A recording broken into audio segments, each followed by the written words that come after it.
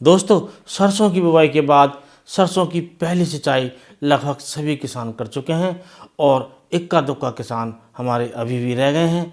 और क्योंकि इस बार जो सरसों की बुवाई हुई है बहुत लेट तक हुई है और दूसरी सिंचाई भी चालू हो गई है।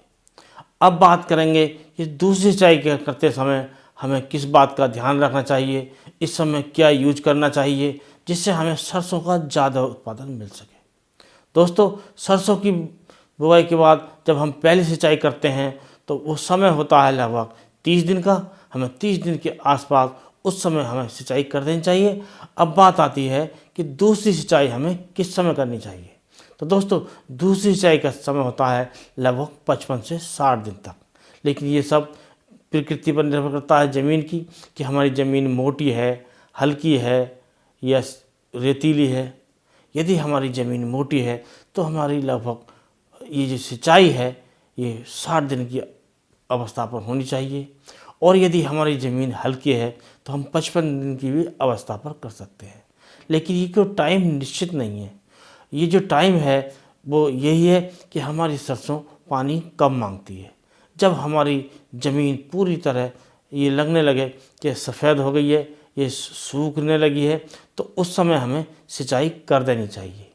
और दोस्तों, यदि बीच में कभी बारिश हो जाती है तो उस समय हमें सिंचाई नहीं करनी चाहिए, क्योंकि बारिश से ही काफ़ी पानी मिल जाता है। तो हमें दूसरी सिंचाई उस समय नहीं करनी चाहिए। और दूसरी समय सिंचाई के समय हमें ये ध्यान रखना चाहिए कि हमें खाद कौन सा देना है। तो दोस्तों, इस समय कोई खाद की आवश्यकता ज़्यादा नहीं होती है। यदि हम चाहते हैं तो हम इस समय स्प्रे कर सकते हैं। स्प्रे भी हमें वो करना चाहिए कि हमें स्प्रे NPK 05234 आता है।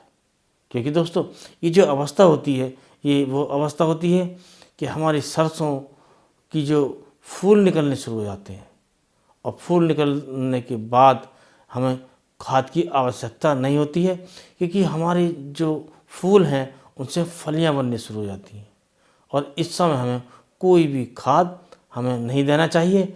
हमें इस समय इस बात का भी ध्यान रखना चाहिए कि ये जो मौसम बदलता है तो मौसम में परिवर्तन आता है, टेम्परेचर में परिवर्तन आता है, तो इस समय माहू चेपा का प्रकोप भी होने लगता है। तब ये जो प्रकोप है जो हमारी सरसों की बुवाई लेट की गई हुई है उसमें ज़्यादा आता है। और जो सरसों की बुवाई पहले कर देते हैं उसमें फली निमट जाती है, उस टाइम से पहले ही हमारी फली तैयार हो जाती है, तो उस समय ये माहू वगैरह नहीं आता है। तो इस समय हमें यदि माहू दिखाई देता है, चेपा दिखाई देता है, तो हमें इमिडाक्लोपीड नाम की जो दवाई आती है 17.8 SL, उसको 100 ml प्रति एकड़ के हिसाब से 150 लीटर पानी में घोलकर स्प्रे कर देना चाहिए। तो हमारी सरसों की जो पैदावार है हमें बम्पर मिलेगी। और दोस्तों, इस बात का और ध्यान रखना चाहिए कि जो इस समय हमारे जो फफूंदी आ जाती है सरसों पर, सफ़ेद रंग का जो चूर्ण सा जम जाता है टहनी पर, जो नीचे तना होता है उस पर, और पत्तियों के नीचे दिखाई देने लगता है, तो उस समय हमें स्प्रे करना चाहिए। एक दवाई आती है मैनकोजेब प्लस कार्बोनडाजिम, इसका फॉर्मूला आता है, कई नाम से कंपनी बनाती हैं, कोई भी किसी अच्छी कंपनी का लेकर आप इसका स्प्रे कर सकते हैं।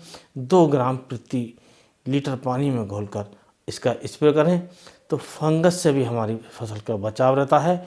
कुल मिलाकर हमारी जो सरसों हैं उससे हमें बम्पर पैदावार मिलती है। तो दोस्तों, आज के वीडियो में बस इतना ही।